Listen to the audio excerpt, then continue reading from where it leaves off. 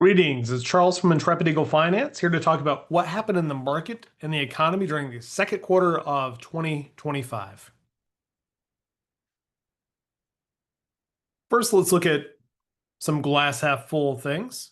We like to take a balanced approach. It's important to have perspective and a sense of what we need to be cautious about as well. From a glass half full perspective, both stocks and bonds were up during the quarter around the world. In the US, stocks were able to recover to post strong gains during the quarter, even when they stumbled out of the gate in April. From a macroeconomic perspective, inflation continues to moderate, not normal, but better than it was. And the labor market is relatively stable. From a glass half empty perspective, there is always something we can find out there in that respect.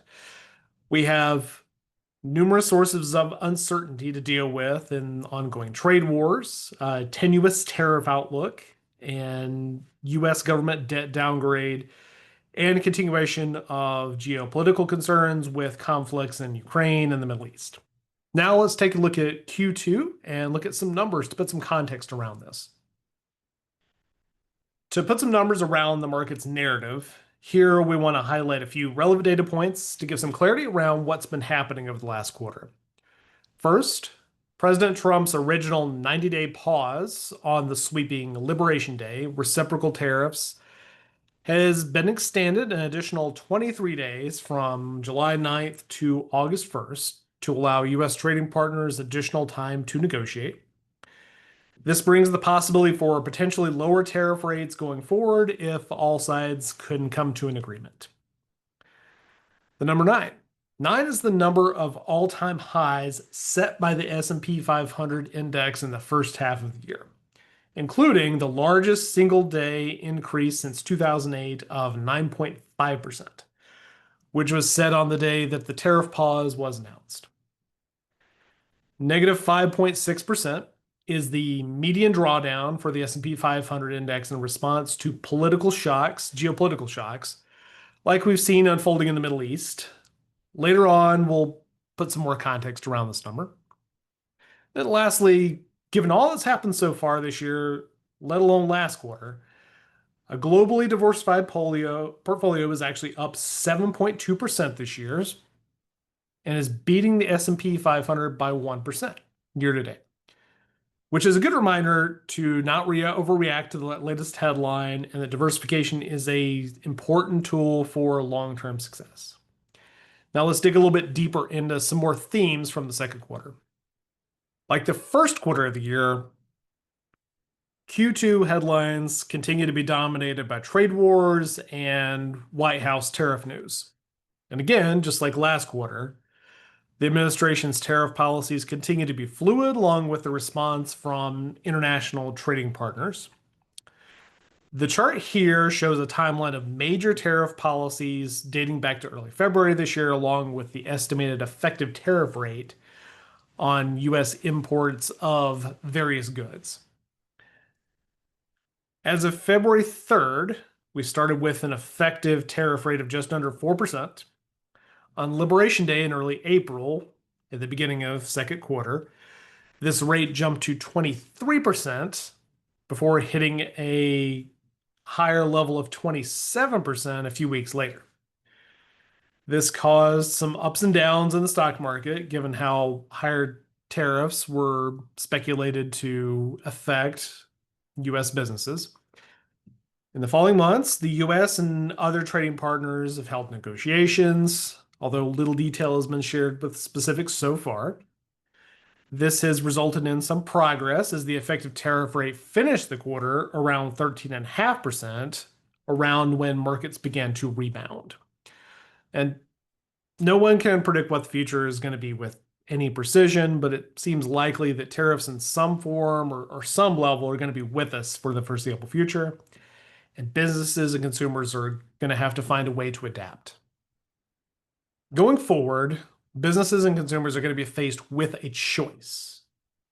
You're either going to have to pay more for products and materials that you're used to buying abroad or beginning to purchase domestically. Here you see how these decisions have played out over the last few years. This chart shows the US trade balance, which is the difference in between the amounts of goods and services imported from abroad and those exported internationally. The more negative the figure here is, the more the US is importing versus exporting. Over the last 5 years, the US has been a net importer on a monthly basis by around 60 to 80 billion dollars. Yes, billion with a B, a month. Beginning in the middle to end of 2024, you see that negative balance begin to grow sharply and almost double as businesses and consumers are trying to beat the clock on things, get get things in last minute before tariffs come into the scene. And ultimately, this means that businesses and consumers make more attempts to stockpile cheaper goods and services ahead of when a tariff is going to be effective. So we'll just have to see what that looks like. At some point, those stockpiles run low, and businesses are going to have to decide where they're going to go next.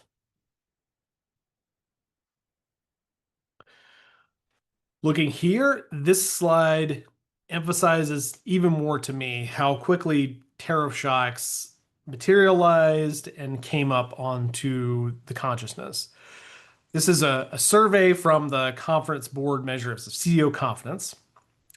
And what they did is they asked business leaders what they were most concerned about on a quarterly basis. And the results for Q2, top of the list, trade and tariffs, something that was not even on the radar when you go back to Q1.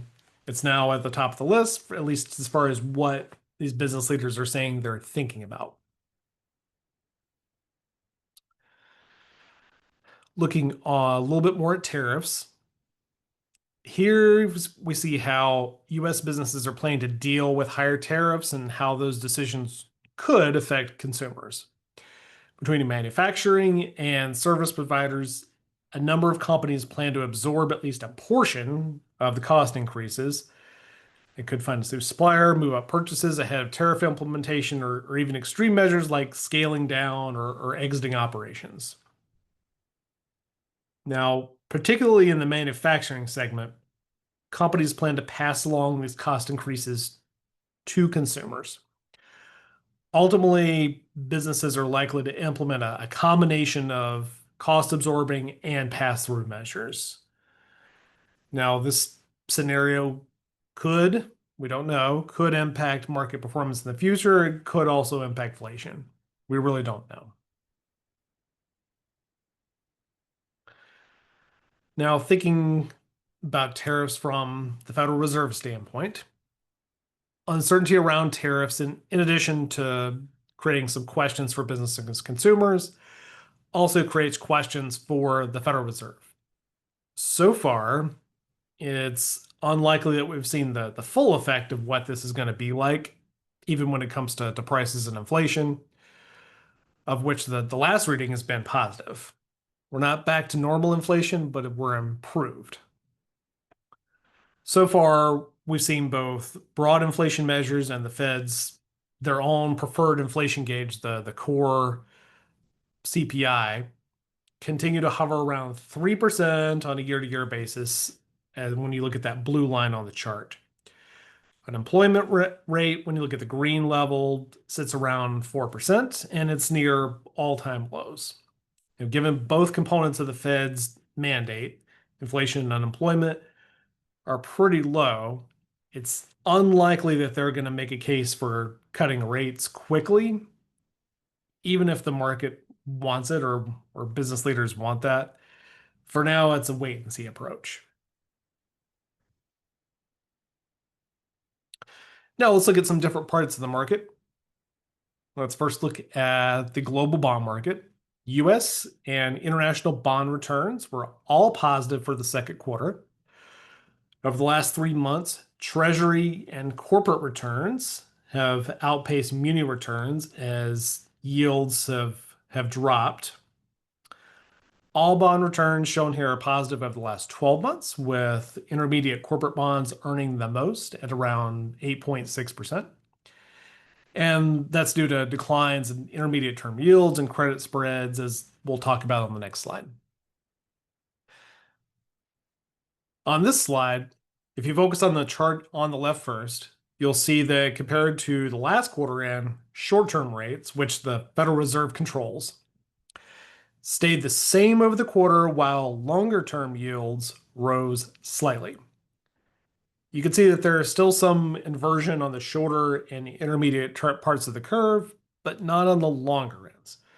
Short to intermediate term yields dropped over the 12 months ending in June 30th, but the positive short to intermediate term bond returns on the previous page. The chart on the right is the municipal bond curve. Importantly, you can see it's shaped differently from the Treasury curve. Different factors drive these two different markets, so it highlights how each type of bonds can move differently at various times for different reasons. The muni curve shows that longer term yields rose over the quarter, but intermediate term yields fell slightly in some cases.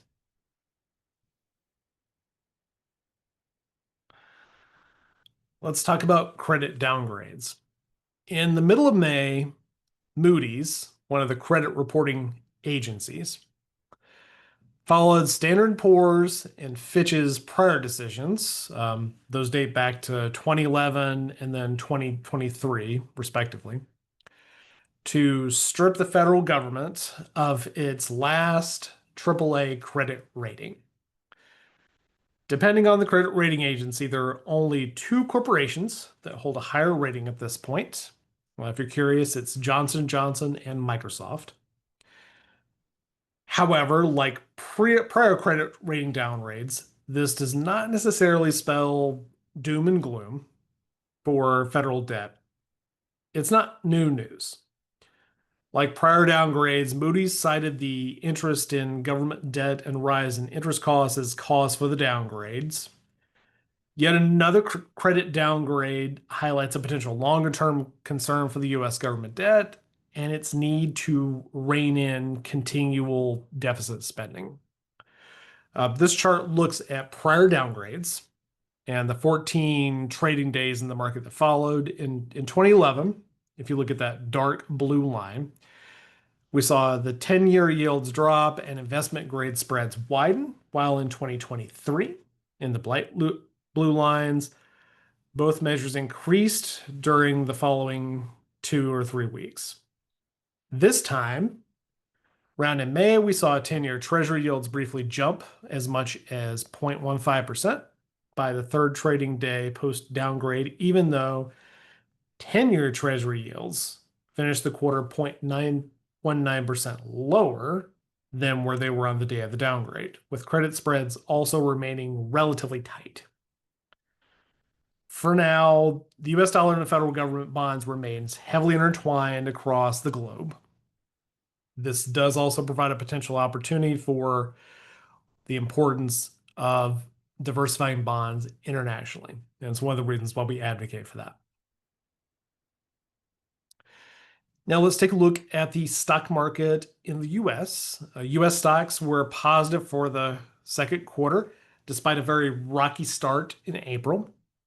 Uncertainty around tariffs, trade wars that impacted small cap stocks across the spectrum year to date over the last 12 months.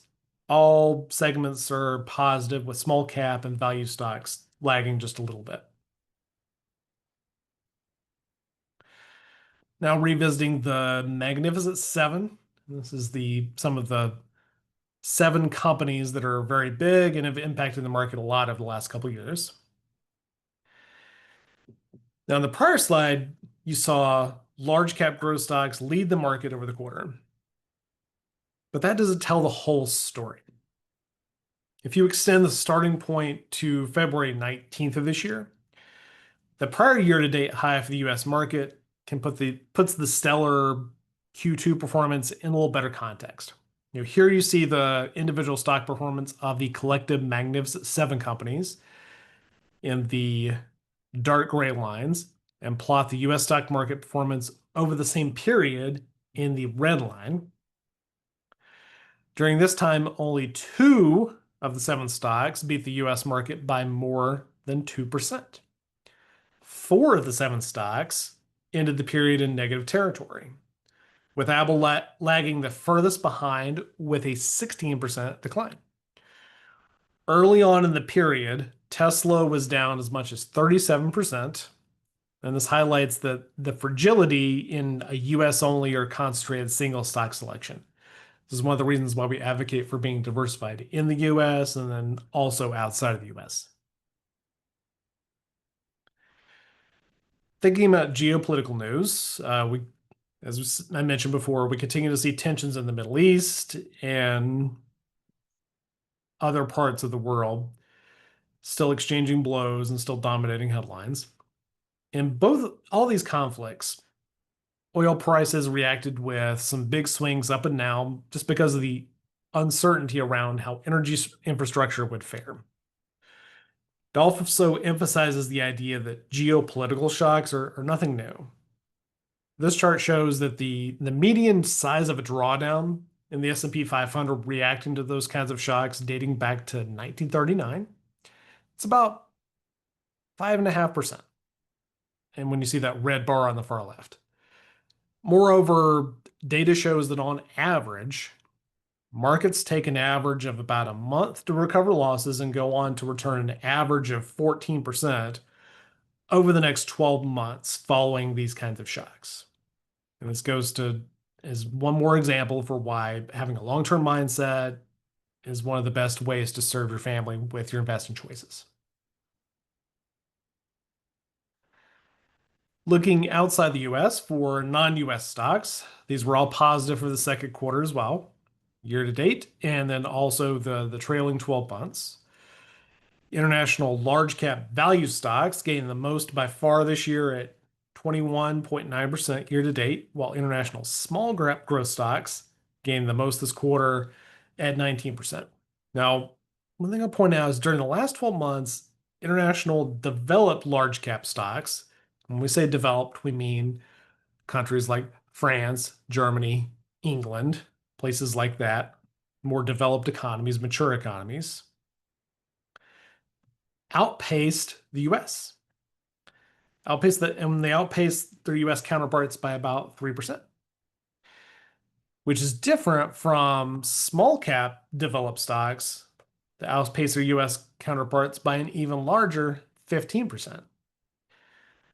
Now, if I was going to take one lesson away from this is just one more reason why being diversified and allocating across US and non-US stocks is important. Now, this chart here displays international stock performance by region and sector relative to different measures of US stock performance since the beginning of the bull market for stocks, going back to October of 22 through the second quarter this year.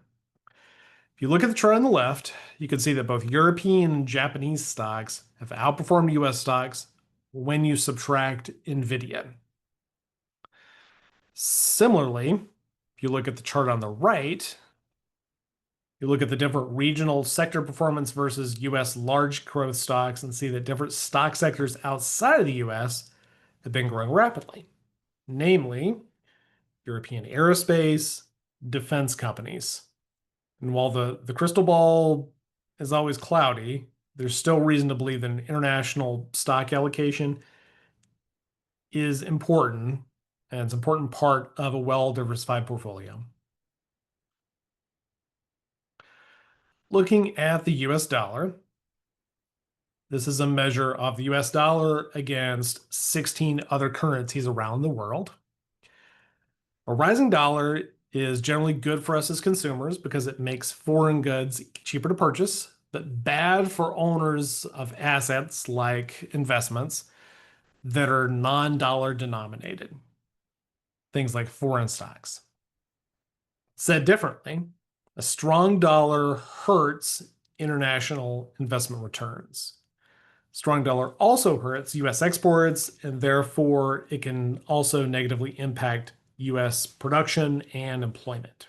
If you look at the top chart, it shows the movement over the last 20 plus years for longer term trends, while the bottom chart shows the last 3 months, where the dollar declined.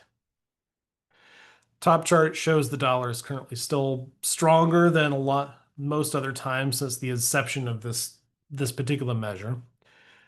US dollar decline would be a tailwind for non-US stock returns versus US stocks, but the opposite is also true. Bottom chart shows the US dollar weakened over the second quarter. The dollar decline has been at least a part of the reason for recent strong returns in international stocks. And finally, just a couple of things I always like to remind folks about.